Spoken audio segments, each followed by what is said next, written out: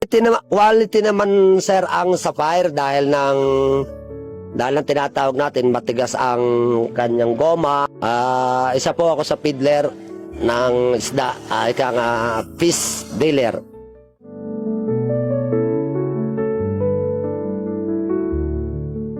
Yung remittance ko, ibibigay ko doon sa may-ari ng isda. So yung may-ari ng isda, sila manguhuli ng isda, like sa mga piskages. So sa umaga naman yan, sige, nasa highway na tayo, nagtitinda na tayo, dire-diretso na yan. Kasi simula nung since birth, dito na kami sa Taal Lake.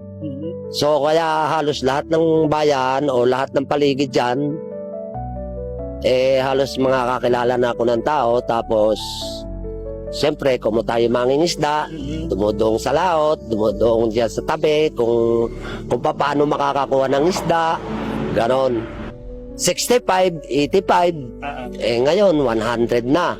So papatungan ko lang naman yon for commission basis, 20 pesos lang, kaya magiging 120 lang. Meron na po akong isang teacher, saka isang katatapos lang ng criminology, at isa namang katatapos lang din ng information technology.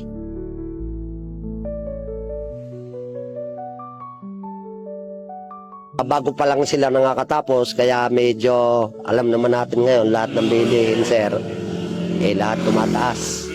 Kaya pag nakatikil ka sa bahay, total naman kaya ko pa nga, saka na lang tayo magpasarap ng buhay. Ang sidecar kong ito, ginamit ko ito since nitong pandemic tayo, di ba? 2001, 2000 hanggang 2003 tayo.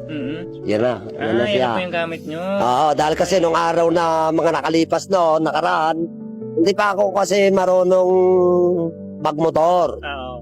Natatakot pa.